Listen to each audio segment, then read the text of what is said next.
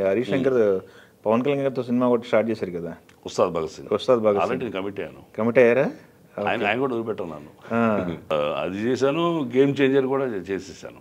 Game changer చేసేసారు. Okay. Pawan Kalyan the next cinema ఇప్పుడు ఆయన కోసం వెయిటింగ్ సినిమా ఇండస్ట్రీ మొత్తం కూడా. అవునవును.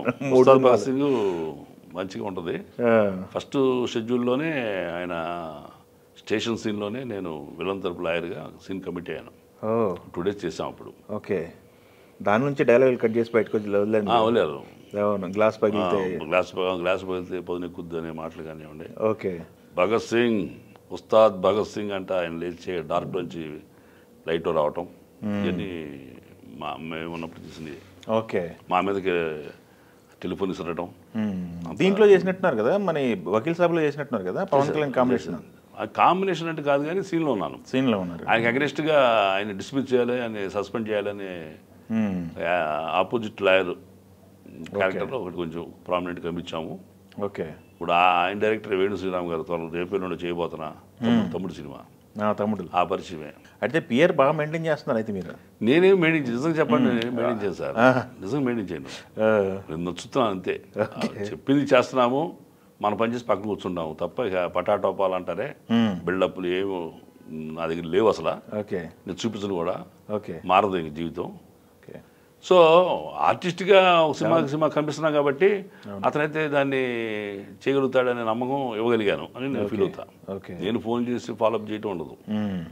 వీళ్ళు ఫోన్ చేస్తే నేను వెళ్ళాను ఆలోచిస్తాను. ఇప్పుడు మీరు చేసి గేమ్ చేంజర్ కూడా అసలు నేను ట్రై చేయలే. వాడు మేనేజర్ ఫోన్ చేసి ఇట్లా వేషం ఉందండి ఎస్పీ రోలు, సరే మాట్లాడదామని చెప్పి అంటే మీ ఫొటోస్ చూపించాము, డైరెక్ట్గా వేస్తున్నారు. శంకర్ గారితో చేయటం అంటే మంచి ఎక్స్పీరియన్స్, మంచి కితాబ్ కూడా వచ్చింది ఆయన దగ్గర నుంచి. ఒక సర్టిఫికేట్ లాగా ఒక మంచి ఎమోషనల్ సీన్ ఒకటి చేసాం. చేస్తే చప్పట్లు చరణ్ బాబు సమక్షంలోనే ఆయన కూడా చప్పట్లు కొట్టారు. ఓన్లీ ఎక్స్ప్రెషన్స్కే ఆయన ఏలు పెట్టి మీ ఎక్స్ప్రెషన్స్ చాలా పర్ఫెక్ట్గా ఉన్నాయండి, చాలా బాగా వచ్చింది, చాలా బాగా వచ్చింది అన్నారు. దాన్ని పెట్టి మీలాంటి వాళ్ళకి చేయటం మాకు పెద్ద క్రెడిట్ సార్, పెద్ద రికగ్నేషన్. అది నేను చాలా గర్వంగా చెప్పుకున్నాను, శంకర్ గారి సినిమా చేస్తున్నా అని. ఓకే.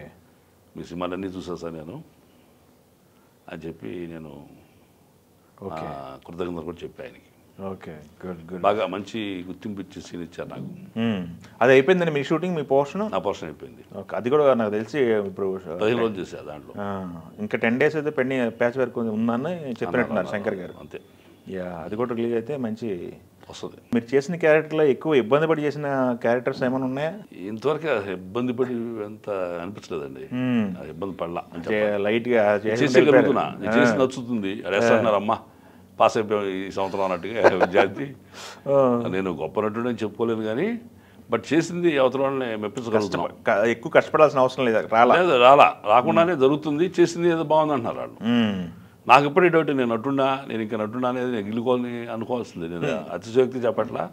ఇప్పటికి ఎందుకు నాకు ఈ పటాటోపాలు రాలేదంటే నేను బిలీవ్ చేయట్లా. Still I'm not believing that I'm good actor. Okay. అంచేత నేను మా సింపుల్గా ఉంటాను. నేను చూద్దాం, మీరు బిలీవ్ చేసే క్యారెక్టర్ పడిద్దాం, మీకు పడాలి అని కోరుకుంటాం. ఛాలెంజింగ్ ఉండే క్యారెక్టర్ చేసి వాళ్ళు చివాళ్ళు తిన్నప్పుడు దర్శకుడి దగ్గర, అదే ఒక ఉత్తమ దర్శకుడి దగ్గర, అప్పుడు నేను ఇప్పటి వరకు మిమ్మల్ని ఎవరు అలా సరిగ్గా చేయండి మహేష్ గారు అలా రైట్ ఫ్రమ్ బిగినింగ్ వినాయక్ గారి దగ్గర నుంచి ఎవరో అట్లా అందలేదు. అంటే టెక్నికల్గా నేను అవుట్ ఆఫ్ కెమెరా వెళ్ళిపోతే జరిగినవి ఉంటాయి కానీ మహేష్ గారు అడ్డు వెళ్ళిపోయారేంటి, ఇక్కడ ఉన్న కెమెరా అవి సహజం.